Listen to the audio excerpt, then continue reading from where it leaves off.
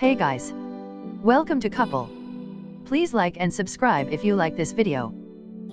At its introduction, Siri became a cultural touchstone. The iPhone resident, voice-activated assistant gave Apple users a taste of a user interface that had previously not seen much usage beyond science fiction. Since then, though, Siri has attracted aggressive competition. The biggest surprise among these has been Alexa, which sprung forth from an unlikely source in Amazon.com and has managed to overtake Siri in terms of the zeitgeist.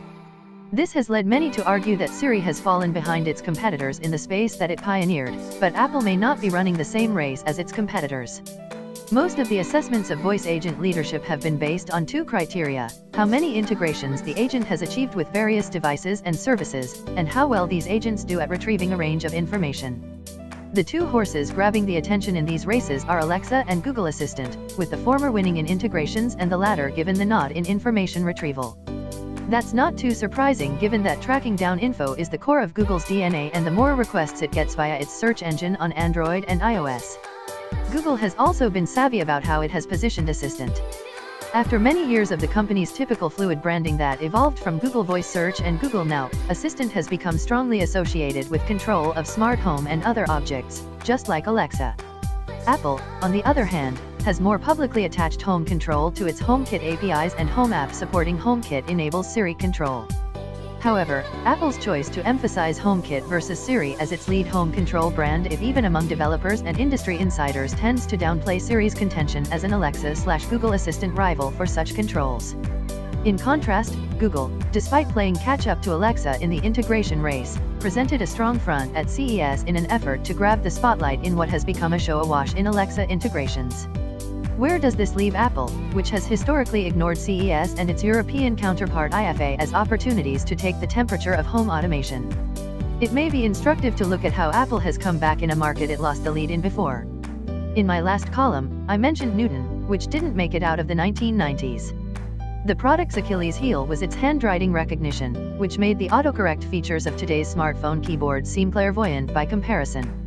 In response, the Palm Pilot launched a handwriting system called Graffiti, which required users to adapt to a simplified alphabet to improve accuracy, much as Alexa has made voice integration easier by putting more constraints on how commands are issued. The Pilot was huge for a few years. But even as handwriting recognition improved dramatically, the smartphones that supplanted the Pilot ultimately came to rely on soft keyboards and increasingly on voice commands. The need for the crutch faded away. So may it go with Siri.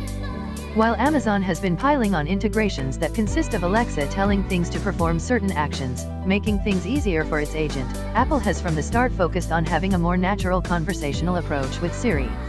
Indeed, the company has gone to significant lengths to ensure that the products it does integrate with, such as Philips Hue lights, understand a relatively broad vocabulary. Of course, Alexa will also improve, and already we're seeing some products such as the Sonos system bypass the need to have Alexa tell it to play music, as well as a new follow-up mode that allows the speaker to communicate with Alexa without having to explicitly address the agent with every request. With voice agents primarily living in the cloud and having little to do with local device features beyond adept microphones, Amazon may well be able to bring huge numbers of Alexa-compatible devices forward as it evolves its platform.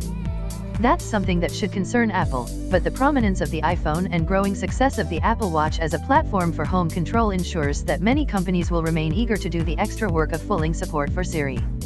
Enable this new setting in the Alexa app, and the virtual assistant will keep listening for follow-up questions at the end of each exchange, no additional wake word needed.